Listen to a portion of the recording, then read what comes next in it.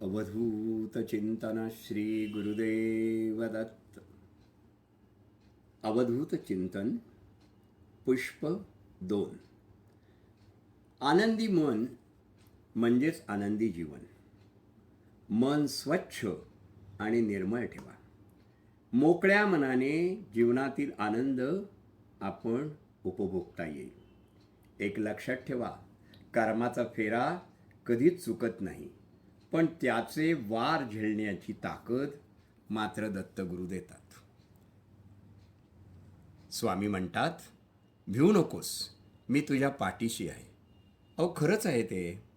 अशक्य हे शक्य करतील स्वामी. खरे सांगू, मला तर असं वाटतं, स्वच्छ घर असेल तर पाहुणे सुखावतात, आणि मन स्वच्छ असेल तर देव आणि दैव आपणामध्ये वास्तवास येतं. आपण घरातला कचरा रोजच्या रोज बाहेर टाकतो, कारण दुर्गंधी होऊ नये म्हणून. पण दुर्दैवाने मनातील कचरा आणि रागाचा, द्वेषाचा, आठवणीचा आपण वर्षानुवर्ष जपून ठेवतो. हा जो सडलेला भाग आहे, तो प्रगतीमध्ये आपल्याला अडथळा आणतो. समजून घ्या. तुम्हाला जर आयुष्यात भरारी घ्यायची असेल तर नक्की हा विचार करा.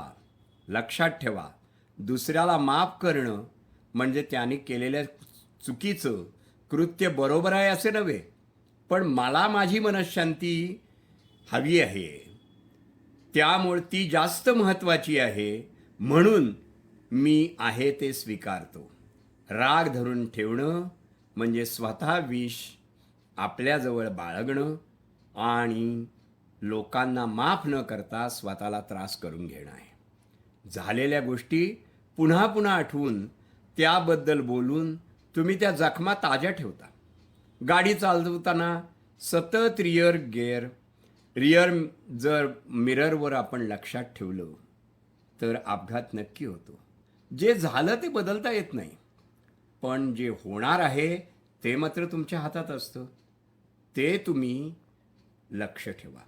झालं गेलं गंगेला मिळालं ही वृत्ती ठेवा. भरलेल्या पेल्यामध्ये नवीन पाणी ओतता येत नाही.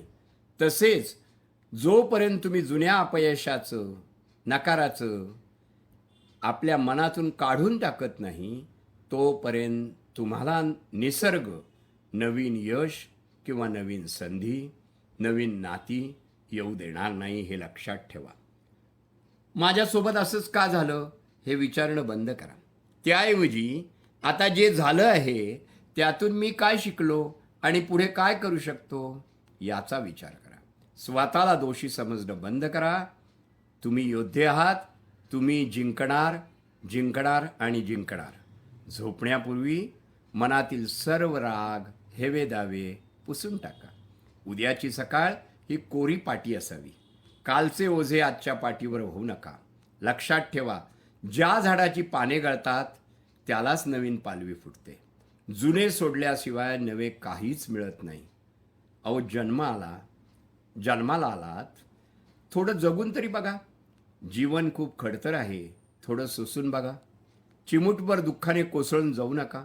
प्रयत्नांचा डोंगर चढून बघा. यशाची चव चाखून बघा. अपयश आलं तर ते निरखून बघा.